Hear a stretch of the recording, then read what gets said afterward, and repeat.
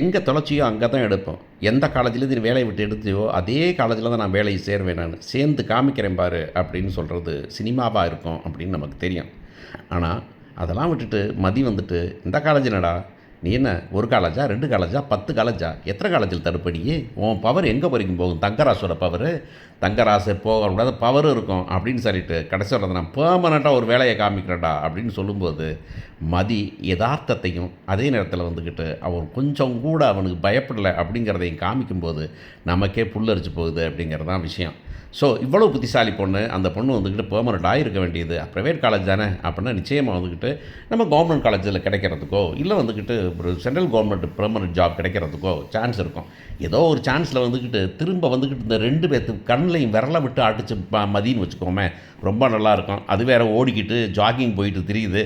அதனால் வந்துக்கிட்டு யார் கண்டா யூபிஎஸ்சி எழுதி பெரிய ஆளாக வந்து இவனுக்கு மேலே உட்காந்து தலையில் விட்டு ஆட்டினா கூட நமக்கு ஆச்சரியம் இல்லை. ஆனால் ஒன்று என்ன நடக்குதுங்கிறத தாண்டி அந்த பொண்ணோட தைரியம் இருக்கே, அது எல்லா பிள்ளைகளுக்கு வரணும் அப்படிங்கிறது தான் நம்முடைய பற்றி. ஸோ இந்த மனுஷங்க என்னன்னாக்கா நம்ம பெரியவர் வந்துக்கிட்டு நெஞ்சு வலி வந்துருச்சு அந்தபடி எப்படின்னு சொல்லிட்டு ஆஸ்பத்திரி கூட்டு போ, நீ வந்துட்டு எனக்கு செக்கப் எடு அப்படின்னு சொல்லிட்டு படுத்தும் போதெல்லாம் என்னடா மனுஷன் இந்த ஆள் அப்படிங்கிறது தோணுது. சரி, பெரிய மனுஷங்க அப்படின்னாவே ஒரு பயம் இருக்கும் அப்படிங்கிறது நமக்கு தெரியும். ஆனால் அந்த பயத்தில் கூட ரொம்ப லாஜிக்கலாக வந்துக்கிட்டு சின்ன மகனை விட்டுட்டு பெரிய மகன்கிட்ட மட்டும் காசு வாங்குறதும் பெரிய மகனை மட்டும் கூட்டு போகணும்னு சொல்கிறதெல்லாம் வந்துக்கிட்டு ரொம்ப கொடுமையான சமாச்சாரம்.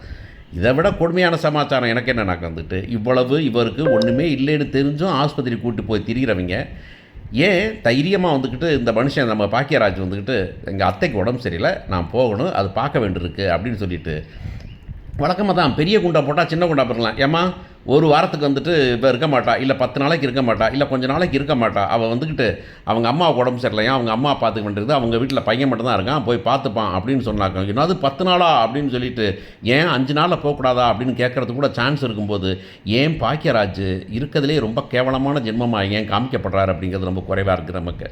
ரொம்ப மோசமாக வந்துக்கிட்டு இந்த பொண்ணு வந்துக்கிட்டு பாரு இவருக்கு உடம்பு சரியில்லைனாக்கும் இப்படி வந்து பார்க்குறாங்க, அவர் அந்த புலம்புறாரு, இதை கொண்டு வாங்குறாங்க, அதை கொண்டு வாங்குறாங்க. ஆனால் நம்ம அம்மாவுக்கு உடம்பு சரியில்லைன்னு வந்து தான் கேட்க மாட்டேங்கிறாங்க. உடனே வந்துக்கிட்டு எங்கள் அம்மாவுக்கு உடம்பு சரியில்லைன்னு சொல்லாமல் திருட்டுத்தனமாக போயிட்டு திருட்டுத்தனமாக வர்றதெல்லாம் வந்துக்கிட்டு இதுதான் இவங்களுக்கு வாழ வகுத்துறது அப்படிங்கிறத தாண்டி இப்படி ஆட்களும் இருக்காங்க அப்படின்னு காமிக்கிறதுக்காக இருக்கே, இல்லை அந்த மாதிரி ஆளுங்களுக்கு ஒரு தைரியம் வேணும் அப்படிங்கிறதுக்காக சொல்லும்போது ரொம்ப நல்லாயிருக்கு. இன்றைக்கி காலைல பார்த்தீங்கன்னா நெஞ்சை பிடிச்சி இருமுறாரு, இருமிக்கிட்டு என்னப்பாச்சு அப்படின்னு இவன் கேட்குறான். சின்னவன் வந்துட்டு போலீஸ் யூனிஃபார்மோட ஒன்றும் பிள்ளப்பா ரொம்ப இதாக தான் இருக்குது, எனக்கே ஒரு மாதிரி கஷ்டமாக இருக்குது, ஹார்ட் அட்டாக் வந்துடுமோன்னு பயமாக இருக்குதுடா, மாத்திரை கொடுத்தாங்க, மருந்து கொடுத்தாங்க, டெஸ்ட் எடுத்தாங்க, எல்லாம் பண்ணுறேன் அப்படின்னு சொல்லும்போது பக்கத்துலேருந்து யாராவது சொல்லுவாங்கன்னு பார்த்தேன் நான்.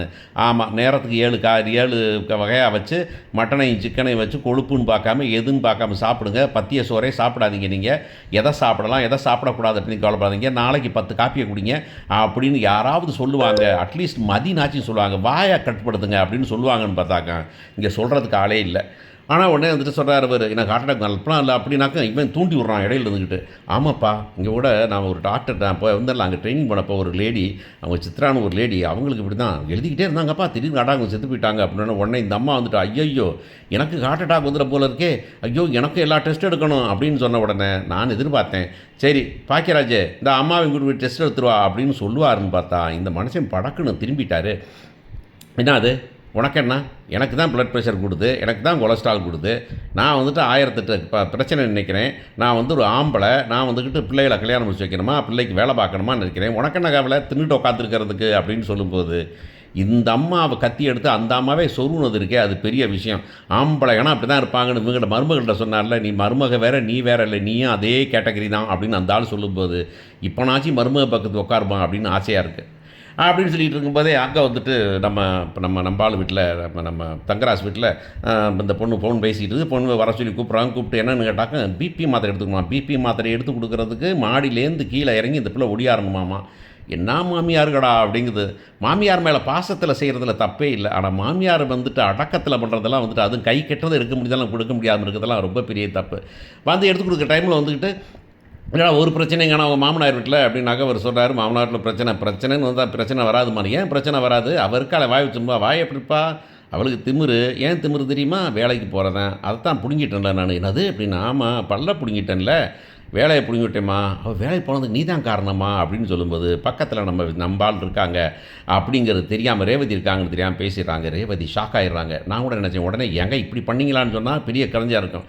நல்ல வேலை ரேவதி கொஞ்சம் புத்திசாலி. அப்படியே விட்டுட்டு பட்டக்குன்னு மேலே ஓடியாந்து ஃபோன் பண்ணி, "அண்ணே தெரியுமா உங்களுக்கு இந்த மதிக்கு வேலைக்கு போனதுக்கு காரணம் யார் தெரியுமா?" அப்படின்னா யாருன்னாக்கா, "யாருன்னா என்ன எங்கள் வீட்டுக்காரர் தான், அவர் தான் போய் பண்ணியிருக்கிறாரு" அப்படின்ன உடனே மதி கடுப்பானலான்னு. ஏன்னா படித்து கஷ்டப்பட்டு வேலை பார்த்து அந்த வேலையில் பெர்மனெண்ட் ஆகிற அளவுக்கு அங்கே ஆகணும் அப்படின்னாக்கா எவ்வளோ உழைப்பு கொடுத்துருக்கணும். அத்தனை ஸ்டூடெண்ட்ஸு, அத்தனை ஸ்டாஃபு எல்லாத்துக்கும் பிடிக்கணும், எவ்வளோ பெரிய உழைப்பு கொடுத்துருக்கணும். அதை விட உழைச்சி கண்டாச்சமத்தில் கடைசி நேரத்தில் வந்துட்டு காக்கா பிடிங்கிட்டு போன மாதிரி பிடிங்கிட்டு போனால் என்ன கடுப்பு வரும், என்ன டென்ஷன் ஆகும் அப்படின்னு தெரியல. அது இவன் தான் அப்படின்னு தெரிஞ்சுப்பா இருக்கு பார்த்தீங்களா. உடனே கிளம்புது. உடனே இல்லை மதி வேண்டாம் வேண்டாம், இல்லை நான் வந்து போய் அவன் சேலையை கட்டிட்டு சிங்கம் ஒன்று பூரப்பட்டதே எனக்கு கிளம்பிட்டாங்க. அவங்க பூ ஒன்று புயலானது அப்படிங்கிற மாதிரி கபால்னு கிளம்பிட்டாங்க. இது வழக்கமாக அந்த நடை தான் அப்படின்னாலும் கூட அந்த நடை இந்த பொண்ணு நல்லாவே பண்ணுது அப்படின்னு சொல்லலாம். கிளம்பி போனால் மாமியார் எங்கடி போகிறா அப்படின்னா தெரியலையே அப்படின்னு.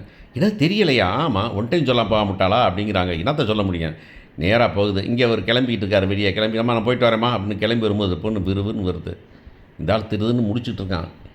அதுங்காட்டியும் அது மலர் ஃபோன் பண்ணி அது ரேவதி அங்கே வந்துக்கிட்டு இருக்கா அப்படின்னு அது பயந்து நடுங்கி இன்னும் நம்ம தலை உருட்டிடுவாங்களோன்னு வந்த உடனே வந்துக்கிட்டு, "என்ன உனக்கு என்ன பண்ணேன் நான், உங்களுக்கு என்ன பண்ணேன் நான்" அப்படின்னு கேட்ட உடனே இந்த ஆள் ஷாக் ஆகிறான். ஏன்னா இந்த இந்த இந்த லுல்லுன்னு குலைக்கிற நாயெல்லாம் வந்துக்கிட்டு நம்ம அதை விட சத்தம் போட்டு அதுக்கு லுல்லுன்னு வாழை மடக்கிட்டு ஓடுமில்ல, அந்த மாதிரி தான் அந்த ஆளால் ஒன்றும் பண்ண முடியல. உடனே மதி ஒரு நிமிஷம் நீங்கள் பாட்டுங்க, "உங்களுக்கு தெரியுமாங்க, உங்களுக்கு தெரியுமா என் வேலை போனதுக்கு வேறு தான் காரணமாக?" "ஓ நீ சொல்லலையா" அப்படிங்கிற மாதிரி ஒரு இந்த பதட்டத்துலையும் அப்படி ஒரு பண்ணது ரொம்ப நல்லா இருக்குது. வேலையை வாங்கிட்டாக்க எங்கே போயிடுவேனா அப்படின்னாக்கா, "ஆமாம் நான் தான் வேலையை வாங்கினேன், என்ன சொல்கிற நீ" அப்படின்னு. இடையில அந்த அம்மா என்ன கத்துற நீ அப்படின்னா, "நீ கத்தும்போது நீ கத்துறீங்கல்ல, இப்போ கொஞ்சம் வாய மூடிக்கிட்டு இருங்க" அப்படின்னு சொல்லிட்டு, என்ன நினச்சிக்கிட்டு இருக்கீங்க, இந்த காலேஜை விட்டால் நம்ம வணங்கி உட்காந்துட்டு நினச்சிட்டிங்களா? "ஓ நான் அப்படியே நீங்கள் வந்து நீங்கள் வேலையை பிடிங்கி விட்டீங்கன்னா நான் உட்காந்து வீட்டில் கிச்சனில் உட்காந்து சோத்தை சமைச்சிட்டு வந்துட்டீங்களா? இங்கே பார், எவனும் அழகுமதியை அடக்க முடியாது" அப்படின்னு. "இப்போ நீ வேணால் வேலையை வாங்கிக்க." "வேலையை வாங்க முடியாது தெரியும், அந்த வேலை போன வேலை தான் அப்படிங்கிறது எனக்கு தெரியும், அதனால் சும்மா உட்காந்துருக்கேனா." "அப்புறம் எதுக்கு வந்தேனா?" "ஒன்றுமே இல்லை, இவ்வளவு கேவலமான வீண ஜென்மத்தை விஷயத்தை நீ செஞ்சேங்கிறது எனக்கு தெரியும்னு சொல்லிட்டு போக தான் வந்தேன்னு சொன்னப்போ தான் நான் வழக்கமாக சொல்லுவேன். நான் அட்லீஸ்ட் நம்மகிட்ட துரோகம் பண்ணவனுக்கு சொல்லணும், டேய் நான் அமைதியாக இருக்கிறதுக்கு காரணம் வந்துட்டு நீ செஞ்சது தெரியாமல் இல்லை, தெரிஞ்சும் அமைதியாக இருக்கிறேங்கிற சமாச்சாரத்தை அவன்கிட்ட சொல்லணும்னு சொல்லுவேன். அந்த மாதிரி தான் இந்த பொண்ணு பட்டு வெள்ளாச்சிட்டு, "பார் நான் போகிறேன், பெர்மனெண்ட் வேலை வாங்கி கொடுப்பேன், எவனாலையும் யாராலையும் இங்கே கட்டி வைக்க முடியாது, எத்தனை தங்கராசு வந்தாலும் முடியாதுன்னு." "என்ன தங்கராசின் பேரை சொல்கிறேன், தங்கராசின் பேர் எதுக்கு வச்சுருக்கிய, பேரை கூப்பிட தானே வச்சுருக்கியே, அந்த தங்கராசு தான் சொல்கிறேன் நான்" அப்படின்ட்டு கடைசியாக போகும்போது அந்த பொண்ணு சொன்னிச்சு பாருங்கள், "என் வாழ்க்கையில் இது வரைக்கும் இவ்வளவு கேவலமான ஒரு மனுஷனை நான் பார்த்ததே இல்லை, இனியும் என் வாழ்க்கையில் பார்க்க மாட்டேன்" அப்படின்னு சொன்னப்போ வந்துக்கிட்டு நிஜமாகவே ஒரு நிறைவான விஷயம் அப்படிங்கிறது தான் இன்றைக்கி போடணும்னு நினச்சேன். ஆக்சுவலாக நான் இன்றைக்கி ஏற்கனவே வந்துக்கிட்டு இந்த அம்மாவை போட்டு வளர்த்தது பவுடர்னு நினச்சேன். சரி இன்றைக்கி நாச்சும் ஆரம்பிப்போம் அப்படின்னு இன்றைக்கி எனக்கு ரொம்ப பிடிச்சிருந்துச்சு, அதனால் உங்களோட ஷேர் பண்ணணும் அப்படின்னு நினச்சேன். நான் பார்ப்போம், இதே மாதிரி போகிறதுனால இப்படியே நம்ம கன்டினியூ பண்ணலாம் அப்படின்னு தோணுது. பல நேரங்களில் வெக்ஸ் ஆகி போய் ஒரு சில சீரியல்லாம் பார்த்துட்டு நொந்து போய் தான் ஒன்றுமே போடுறதில்ல. அழகு நல்லாவே இருக்குது. பார்ப்போம்.